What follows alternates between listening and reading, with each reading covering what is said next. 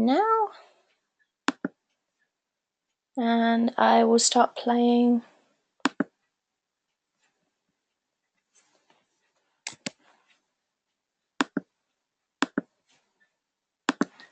Here we go. So yeah, welcome everybody. This is very exciting. So I have been inspired to share this webinar with you, as many people have asked questions about the inspiration behind my first Goddess Yatra trip. I will include with this webinar the details of the first trip that we're going on. In brief, we are taking a pilgrimage to Stonehenge and Avebury and Glastonbury and Bath, where we will do some yoga, and we will also learn about some of the ancient British goddesses, and we will have practices based around those ancient British goddesses. So some of the questions that I have been asked are, what is Goddess Yatra? Why do we need a yatra? Why would we work with goddess energies? And why ancient British goddesses, some of which, some people have just never heard of before? And how does this integrate with classic yoga practices? So hopefully this webinar will begin to answer some of those questions for you and give you a taster of the first trip that we're going to make, and if you're not joining us already, maybe inspire you to join us. So moving on. So what is Goddess Yatra? So Yatra is the Sanskrit word for a pilgrimage or a journey. The concept of Goddess Yatra is the concept of making a pilgrimage to the landscape, and in travelling we can find the divine feminine within. Why do we need a yatra? So the concept of the pilgrimage as a spiritual journey has been with us since time immemorial. In the Indian tradition, there are different paths to yoga, yoga being union with the universal consciousness. And one way is via the 8 limbs of yoga that you can see on the screen. So the yama, the niyama, so these are the ethical guides for the way of life. Asana, these are the physical postures. Pranayama, control of the breath. Pratyahara, withdrawal of the senses. Dharana, concentration. Dhyana, meditation, leading to samadhi, bliss. So the 8 limbs of yoga is one way to achieve yoga. In the Indian tradition, another method of finding yoga, finding union with the universal consciousness, is via yatra, a trip. A story was told to me by one of my teachers to illustrate this. He told me of a householder whose house is overrun with cats, and he thinks to buy a cat. Sorry, if I said his house was overrun with cats, I meant his house was overrun with rats. So he thinks to buy a cat to deal with the rats. But the cat he buys is a tiny kitten. And the rats are so big that the rats are eating the kitten's food. And so it can't thrive. Taking the kitten away from its situation gives it a chance to grow and thrive until it's big enough to deal with the rats. So the rats in this case are a metaphor for the mind. And this gives you a metaphor of how our mind can be enriched and grow through experiencing a yatra. So we take ourselves away from our normal situation and we give ourselves a chance to grow. And when we come back to our normal lives, maybe we will experience it differently. So why work with goddess energies is another question that I've been asked. So I want to start to explain it like this. So on the screen you see the classic model of the 7 chakras, the 7 energy centers of the body. So you've got at the bottom, you've got the first in red, the base chakra, and this is associated with the earth and with our groundedness. The orange one, the second one, is in the pelvis region and is associated with water and creativity and sexuality. The third chakra, the yellow one in the solar plexus, is associated with our motivation and our self-worth. And it's also associated with the fire element. The fourth chakra, the fourth energy center in the heart, is represented here in green. It can also sometimes be shown in pink. And it's associated with our ability to give and receive love. And it's also associated with the air element. And chakras in the higher part of the body, in the throat, in the brow, and in the crown, are associated with the space element and our abilities to use our voice, our brain, our intuition, and feel connectedness with the community and the world around us. And we often in yoga work directly with the elements themselves, so the earth, water, fire, air, space. And by working with them here, we mean to understand the healing qualities of those elements and to invite those healing qualities into our lives to create balance. The elements themselves are inert though, so it can be difficult to imbue them with human qualities to invite into our lives. So, for example, if we feel that kindness is a quality that's missing in our lives, a way to invite it in may be to visualize an anthropomorphic representation of kindness. So a human form or an archetype who has the quality of kindness, and to invite the qualities of that archetype into our lives. During my yoga studies, I was introduced to the vast pantheon of Hindu gods and goddesses, and I sometimes bring them into my yoga practice and into my classes. And this can sometimes introduce confusion to students who say, is yoga a religion? Are yoga and Hinduism the same thing? Am I practicing Hinduism when I practice yoga? So my answer is this. Yoga, Hinduism and Buddhism, they all share common roots. One of my teachers said a really nice phrase. She said, yoga, Hinduism and Buddhism all grew up together. So while yoga, however, is a Dharma practice, so a Dharma practice is one that's associated with looking within rather than looking externally for divinity or guidance. I still, however, often practice with Hindu gods and goddesses, so you can see Ganesh here on the screen, as well as those from other traditions. As my teacher Shiva Ray would say, I am an equal opportunity employer with respect to deities. So this doesn't make me a Hindu or a Buddhist or a follower of any specific religion. In fact, when I was a child, I asked my mother the question about how Islam, Judaism and Christianity were different. And she gave me the great answer. She said, darling, they are just different paths up the same mountain. So for me, in fact, the path in the center of the goddess Yatra logo that I'm showing on the screen now is just another one of those paths that my mother told me about. I love this cartoon. There can be no peace until they renounce their rabbit god and accept our duck god. And the rabbit god and the duck god look exactly the same. So going back to our friend Ganesh, practicing with different deities for me gives me an anthropomorphic representation of human qualities that I want to cultivate in my life.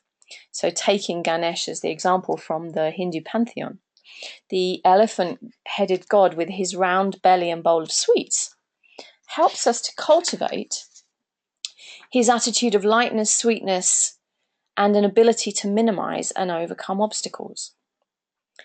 And Lakshmi, who I don't have a picture of here, but is a gorgeous, aromatic, curvaceous embodiment of beauty and abundance. So she inspires us to invoke her qualities of feminine bounty and radiance into our life. So hopefully that's helped you understand a little bit why we would work with goddess energies and goddess archetypes. But why ancient British goddesses? So while I can feel and understand the relevance of practicing with, say, a Hindu god or goddess, as a native of the British Isles, I feel a strong connection to this land. And I felt in some way detached from these deities, as I was yearning for embodied archetypes that were closer to my physical, cultural heritage. And so a couple of years ago, I began my own process of Goddess Yatra. I was already a yoga teacher, but I felt called to study Druidry the ancient animistic and spiritual tradition of these islands. In animistic, we mean using the things around us, the earth, the air, to inspire and connect with divinity. And in the course of these studies, I'm discovering also the ancient goddesses and gods of these islands. And I've been learning practices with these entities, and I've also been developing my own practices through my relationships with them. And I'd love to share some of these with you. And that's what we're going to do a little bit later in this webinar. Just before we do that, one of the other questions that people have been asking me is how does practicing, say, with ancient British goddesses, how will that integrate with classic, in quotes, classic yoga, which is one of the things that we're going to be doing on our West of England trip and hopefully on other trips in the future. So before we start practice, a word on how these practices integrate with classical yoga as we know it. And I'm going to quote to you from Greywolf, who's one of my Druidic teachers, and he's head of the British Order of Druidry. He writes that the classical writer Diogenes Laertius implied similarities between Druids and the Gymnosophists. These are literally the naked philosophies of India. I've got some pictures on the screen here that I will come to in a second. So the Gymnosophists may be assumed to be ascetics like the contemporary Naga sadhus. You might have seen pictures, or you may have actually seen in India, the naked Hindu holy men who walk the roads of India, living on alms while devoting their lives to meditation and yogic exercise. So Diogenes began to make a suggestion of a link between the Druids in the British Isles and Indian yogins. Diogenes was writing around the time of Christ, but Greywolf posits a link at least 500 years earlier than Diogenes. He says the Gundestrup cauldron, and the picture that you're looking at in the left of the screen at the moment is a very famous, probably one of the most famous images from the Gundestrup cauldron. This artifact was found in a Danish peat bog, where it was deposited in maybe the 1st or 2nd century BC, having been first dismantled into its component parts.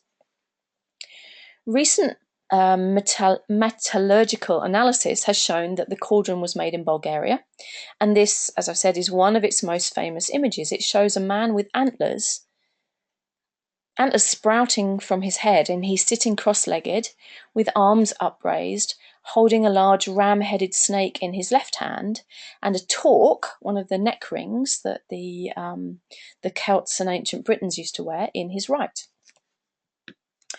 Now, ram-headed serpents appear in other late Iron Age artifacts, usually in company with figures that appear to be gods or religious functionaries.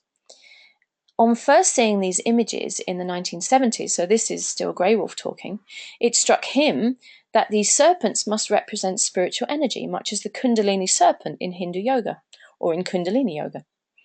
The yogic posture of the antlered figure seemed to support this interpretation. Of course, he says, it may be simply that our Celtic ancestors commonly sat cross-legged on the ground.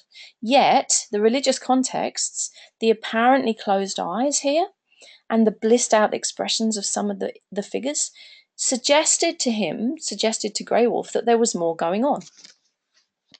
And he cites some other examples in Celtic and Viking archaeology that link very strongly to Indian images of Shiva, and definitely seem to represent meditative practice.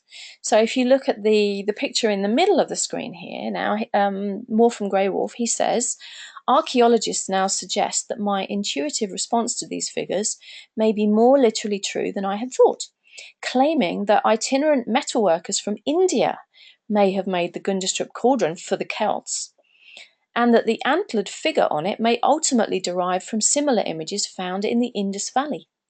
And these images date from between 2500 to 1500 before Christ, and they're said to represent the god Pashupati, whose name means Lord of the Animals, and he is an early form of the god Shiva, who we see to the right of our screen in the fiery ring, in his Nataraj, archetype.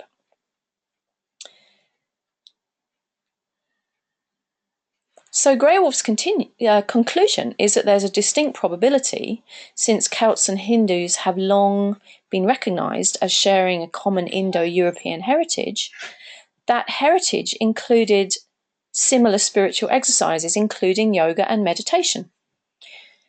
As an aside here, Druidry even had its own chakra system called the Three Cauldrons, and we will work with these on our West of England trip. We won't be working with the Three Cauldrons today, but if I do any follow-on webinars, we may work with the Three Cauldrons in later webinars. So that's the introduction. Moving on here, I'm going to introduce you to the first of our goddesses. So the first of the ancient British goddesses that we're going to work with is called Nemetona, and her name means Lady of the Sacred Grove. She's the goddess of thresholds and boundaries, of the sacred grove, and of sacred space and ritual. She's a very appropriate goddess to ask for support as we step across the threshold on a new journey, to bless our path and to remove obstacles from our journey. There's a quote here on the screen from Joanna van der Hoeven from her website Down the Forest Path. She has this to say about Nemetona: working with the gods, the ancestors and the land, we learn about harmony, about ecosystems, about where edges meet and how it works cooperatively. Nemetona teaches us this as we explore our own Nemeton. And Nemeton, we will come to later, is what in Druidry we call our aura, our personal boundary. So Joanna van der Hoeven says our personal Nemeton is that space around us, sometimes called our aura, that we only allow those we trust to enter. And that space is sometimes expanded in ritual to create a sacred circle or sacred space, where we find ourselves in the greater cosmos, defined in a smaller set form, and a boundary which is easier to understand. And in that boundary, we are safe and we are free. When we first arrive at the first venue of our Goddess Yatra pilgrimage in July, the first yoga practice will be very grounding and earthing to allow our bodies to arrive and allow us to settle into the space in Salisbury and to create that sacred space that Joanna van der Hoeven is talking about, that smaller set form and boundary which is easy to understand. So we will ground ourselves in our space in Salisbury. This image, by the way, is from Doreen Virtue's Goddess Guidance deck, and I use her a lot. So what do I most want to share with you about Nemetona? So first, she is the goddess of sacred space. So before I move on to talking about sacred space, I'm going to list out the areas that we're going to work with in this specific webinar.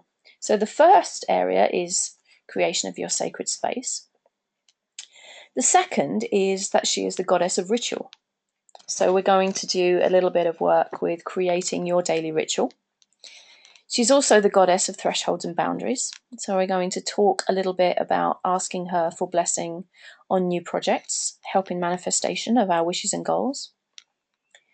The fourth thing we're going to work with, and this might be a little bit of homework for you, is that she is goddess of the sacred grove. So we will not only create an altar in our own houses, but we'll find an external altar.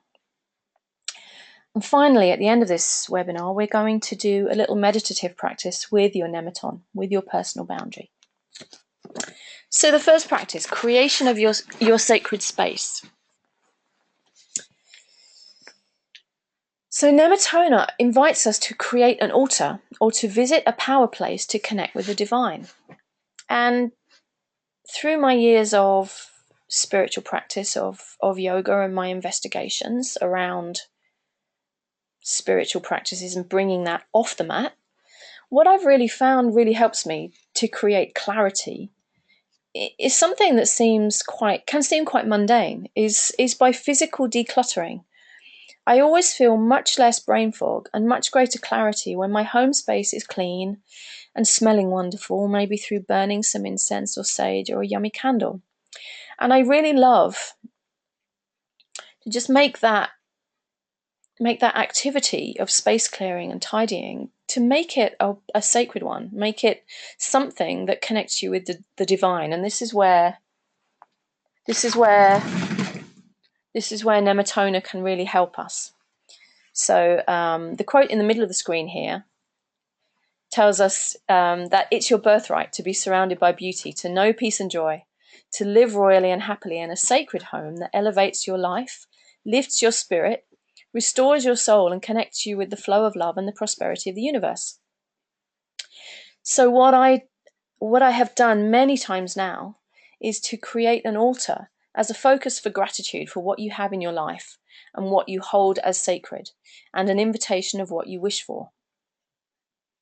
So I would invite you to start in creation of your own sacred space by physical decluttering, maybe one corner, maybe a whole room, maybe your whole house, but it always helps to start small. So do some decluttering, create a lovely sacred space, maybe burn some incense or a yummy candle in a smell that means something to you, and begin to create that as a focus for the things that you're grateful for in your life, the things that you hold as sacred, and the things that you want to invite in. There are a couple of quotes here. One is from at the bottom on the right. One is from a lovely book called Alter Your Space. So the top quote is from that book. This second quote says, because the sacred responds to our intentions and faith, we can make an altar of any size and design in any location for any purpose or need.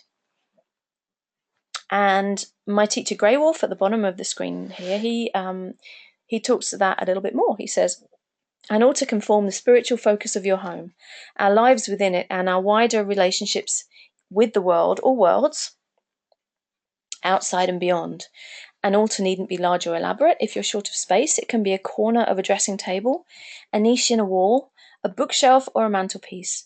The form is immaterial. The meaning is everything.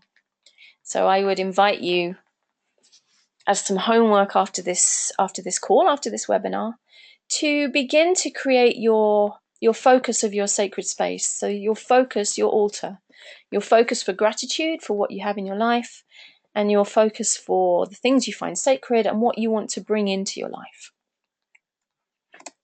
Second stage. So once you have your altar, and I now have many, Nemetona is the goddess of ritual. And Joanna van der Hoven here says, ritual evokes images of moonlight and standing stones, or incense and flower-filled temple rooms, women and men gathered under the stars, or the light of day to celebrate an aspect of life, death, and rebirth. But ritual doesn't have to be that standing stone and moonlight thing. The quote at the bottom tells us that routine is ritual. Sorry, the other way around. Ritual is routine infused with mindfulness. It is habit made holy. So once you've created your focus, your altar, and I now have many around my house. I have goddess altars, I have ancestor altars, I have a relationship altar, and I have a general altar where I sit and meditate in the morning. And this is what you can see on the screen. This is my meditation altar. So I would invite you, as your second part of homework from this call, to find ways to invite the sacred into your daily routine.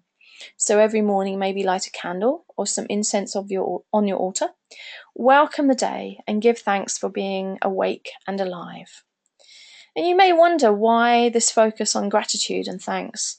There is scientific evidence that in creating a gratitude practice, so infusing some ritual into our lives and being grateful on a regular basis, we can actually change the chemistry and the connections in our brain so that we have a much more positive and a much happier aspect to our life. We physically rewire ourselves to be happier by cultivating gratitude. So you may wonder why I do that. If you come to my classes, you may wonder why I often ask you to think of something that you're grateful for at the end of the practice. It's for this reason, that we can physically rewire our brains to be more positive and more happy. So I would invite you, as your second piece of sacred homework, if you like, to begin to invite some mindfulness into your daily routine. So create your ritual.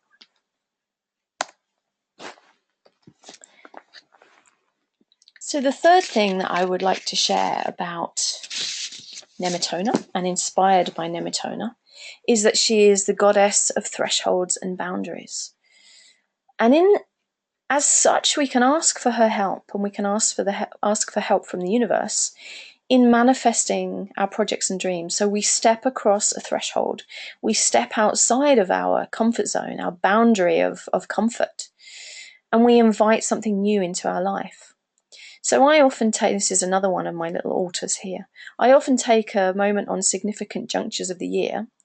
They might be equinoxes, they might be solstices, they might be new moons and full moons. And we've actually got a full moon coming up tomorrow after this webinar. So tomorrow is the full moon. I take a moment to set down my goals for the coming cycle. And I'll tuck this wish list under a statue, maybe my Buddha here, or under a crystal. If you have some citrine or some carnelian, they're good crystals to support manifestation. For example, this Goddess Yatra trip is the fruition of a seed intention that I started manifesting about 18 months ago. It was originally called my Goddess Project. I knew that I wanted to do some work with the land, with ancient British goddesses. I didn't know what, but I've been working with my Goddess Project as a seed intention for 18 months, and this is how it's coming to fruition, coming to beautiful flowers like the flowers in my picture here. So some tips for manifesting. You might want to ask Nemetona specifically for help. Dear Nemetona, you might feel that you might want to write it as a letter to the universe. I've done that before. I've written, Dear Universe, please can you help me with this? Another way, which is on the screen here, is to write your wish as a positive present tense statement.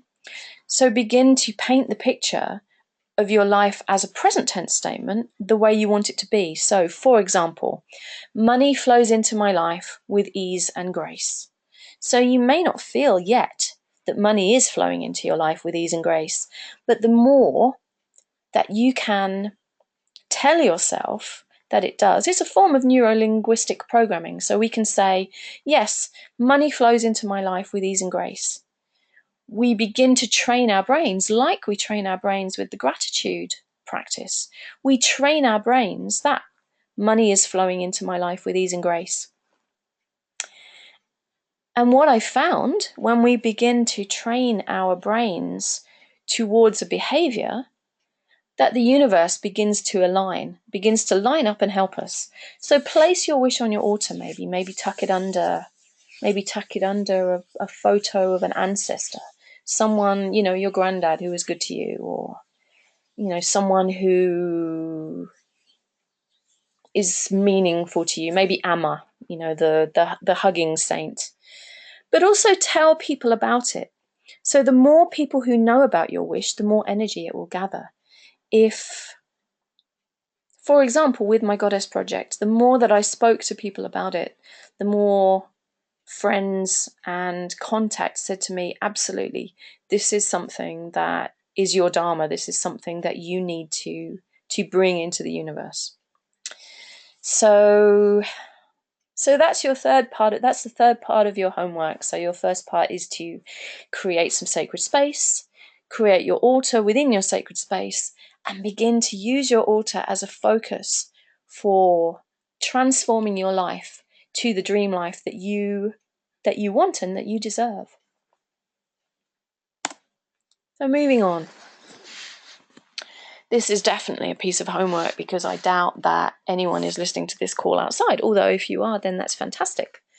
So as goddess of the sacred grove, Nemetona encourages us to connect with the divine in nature. On our trip in July, we will be visiting many of the places in the land that resonate strongly with me, and hopefully with you too. This is a picture of me sitting against one of the standing stones at Avebury. Unlike Stonehenge, where the public are generally kept away from the stones, although we will have a private visit on our visit, and we'll be able to go close to the stones, although we're still not allowed to touch them.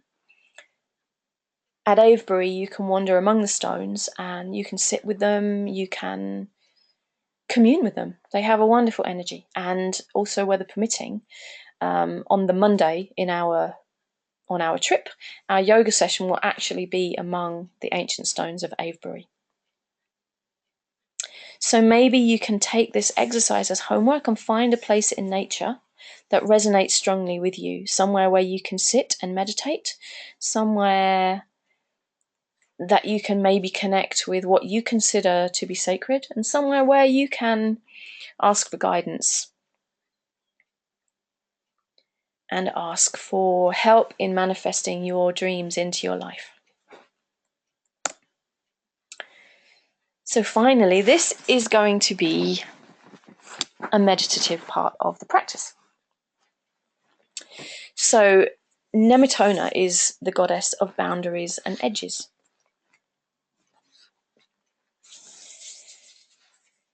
And her name, Nemeton, is another word for the aura around us, the boundary of our energetic body, the energetic boundary around our physical body.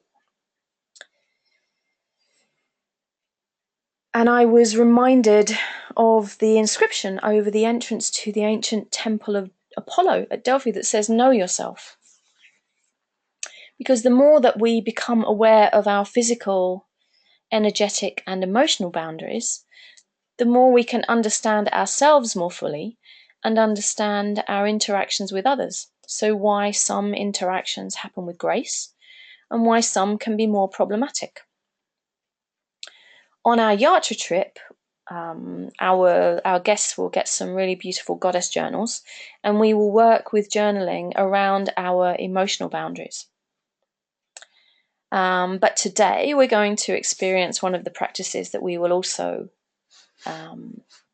work with on our trip, and that is with our energetic or auric boundary.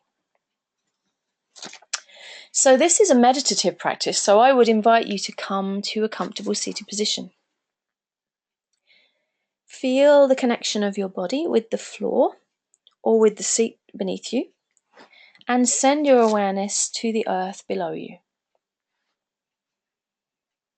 Let your body feel balanced and allow your spine to grow tall, with your shoulders relaxed and your head centered over your spine and fully supported by it.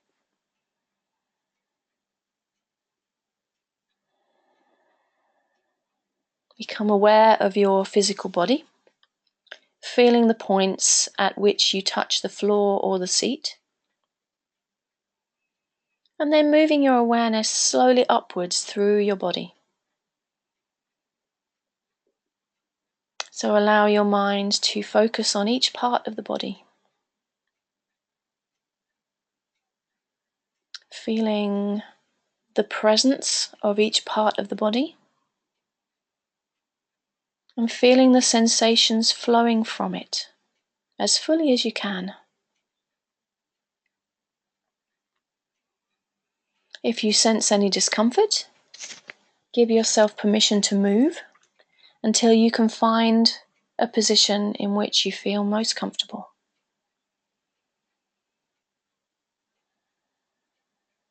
Continuing to move your attention up through your body, and if you find stress or tension in your muscles, allow yourself to be conscious of that tension, but then consciously let it go, allowing your body to relax. Give yourself a few more moments to take your attention through your body, letting go of tension, allowing relaxation to come in, to happen. And when you're satisfied that your whole body is comfortable and supported, hold that sensation for a while, feeling yourself centered within your body.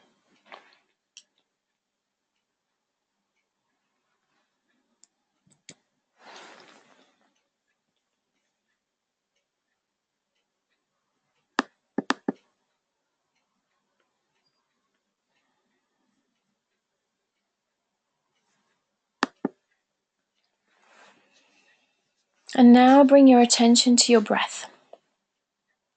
Allow it to be effortless, slow and even.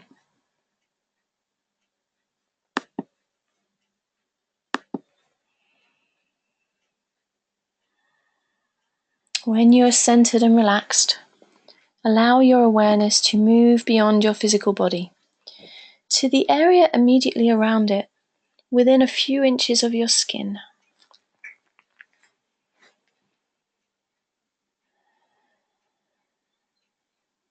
So working again from the ground up, feel if you can detect any areas of discomfort in the energy close to your body,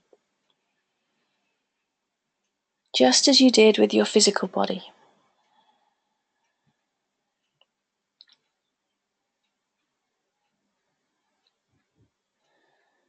If you come across any problem areas, consciously release the tension in them as you did with your physical body.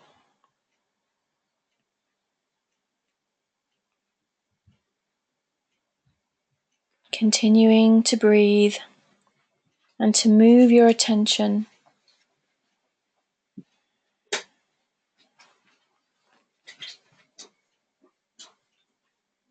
up that energetic boundary around your body, letting go of any tension.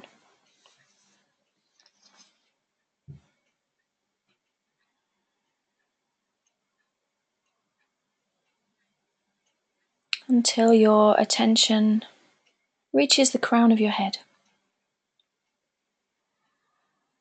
Staying with your breath, continuing to feel centered within your body. Now, if you found that last part of the exercise a bit challenging, feeling the extent of your energetic body, this part might help. So bring the palms of your hands 3 to 4 inches away from your body and begin to paint with your hand. Paint what might be your energetic field around you with your hands. If you can physically feel it, follow the line of your energetic body. If you're struggling to feel it, then go with it anyway. Paint a curvaceous space around you. Painting with your hands all around all the parts of your body, about 3 to 4 inches away from your body. And visualize what color it would be if you could see it. Painting your Nemetona, painting your boundary, painting your energetic space, your energetic boundary. Visualize what color it would be if you could see it. And visualize it shining that color out into the world. When you finish painting the space, the boundary around your body, sit with your breath for a while. Imagining the color of your energetic boundary shimmering and radiating.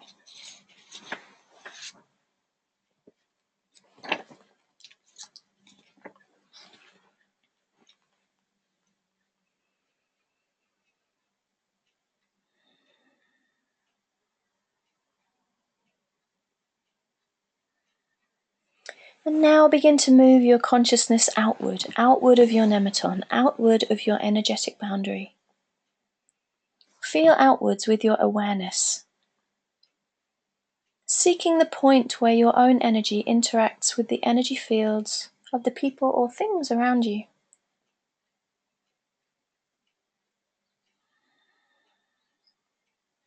Become aware of the sensations produced by the interaction, whether you find them pleasant or unpleasant, if you find them weak or strong,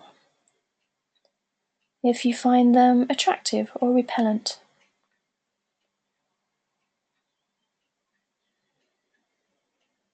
Breathe with the awareness of the sensations for a few breaths.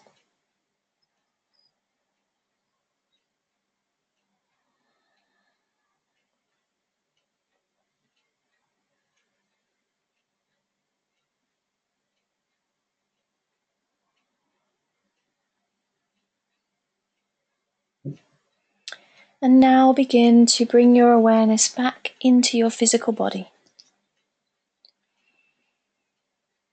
Be aware of your living, breathing physicality, of your self-awareness centered within it.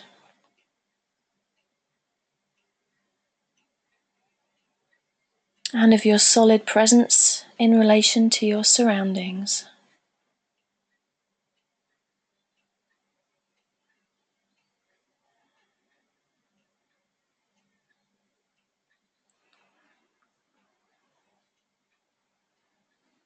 And gently opening your eyes if you had your eyes closed. And I would invite you after the webinar to journal around what you discovered, because our discoveries in working with our energetic boundary and its interactions with the boundaries of other things, and everything has an energetic boundary, whether it's another animal or a rock, it has an energetic boundary. So I would invite you to journal around what you discovered in that process.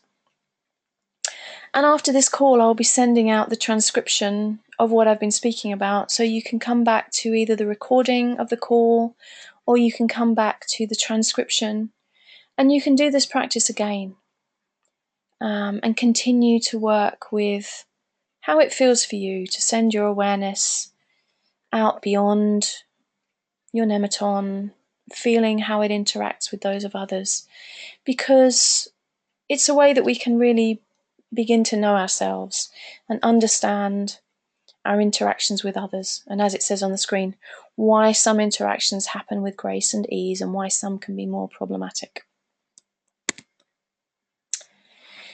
So I hope that this practice has been of use to you and interesting. I'm going to give the opportunity for you to ask some questions if you would like to. If you want to send me a question, you can chat it in the chat window of the webinar control panel.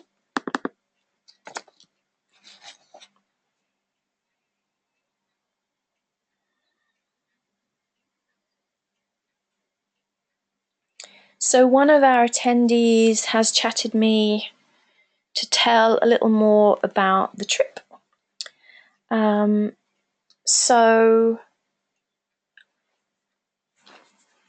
in a very small nutshell, we will be travelling to Salisbury on the 16th, I believe, of July, but I will send the exact dates out with the follow-up to this call. We will be travelling to Salisbury on the 16th of July, which should be a Sunday. We will be having an introductory talk and yoga practice based around grounding and based around Nemetona, and inviting her blessing for the journey. It will be in a very beautiful hotel called the Pembroke Arms in Salisbury, which is 15 minutes from Stonehenge. And on the Monday morning, we will have a private sunrise visit to Stonehenge, where we can meditate, maybe do a little chanting, maybe do a little journaling. We will come back to the Pembroke Arms for breakfast, and then we will travel on to Avebury, where we will see some of the sites around Avebury that are very resonant for me, one of them being the Standing Stones, but there will be some others. We will go to West Kennet Long Barrow, maybe the spring of the Kennet River, which has very strong goddess energies. We will see Silbury Hill, which is a goddess altar that was created by man and woman in the landscape. And we will travel on from Avebury to Glastonbury, where we will see and make pilgrimages to some of the lovely sites in Glastonbury. I forgot to mention we will do yoga in Avebury. We will also be doing yoga for 2 mornings at the Chalice Well House, which is next to the Chalice Well in Glastonbury. Very beautiful. Some of the group will be staying there. some of the group will be staying at another beautiful place called the Sacred Garden Retreat. And we will end our yatra, our pilgrimage, in Bath, which was a site that was sacred to the goddess Sulis, who is a water goddess. She was goddess of sacred springs. She's also connected with Avebury. So the talk at the beginning of our yatra and in the evenings after dinner will help you understand more of the goddesses, and our practices will be linked to the goddesses. So we will have yoga practices, and we will have meditation, and we will have some other goodies that you will find out if you join us and if you read the full details of the trip, which I will send out with the pack. Did anybody else want to chat me any other questions?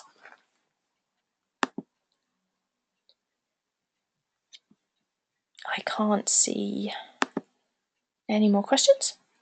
So I will finish the last part of the webinar. So that is the first page of the brochure that I will send you with the deck of this call. So that's a very high level description of our trip, but you will see the full details if you look on the website and in the brochure that I will send. So my blessings. So my final quote for you is from the Vijnana Bhairava Tantra, which is a very beautiful ancient yogic text. And the quote is, "O great goddess, perceive the spaciousness of the universe and become the vessel that contains it." O great goddess, perceive the spaciousness of the universe and become the vessel that contains it. Thank you for listening to me. I hope these practices have been of use to you, and I hope that it has also inspired you to join us in July if you're not joining us already. So be in touch if I have inspired you. Thank you very much. Namaste, Awen, as they say in Druidic tradition. Thank you. Bye-bye.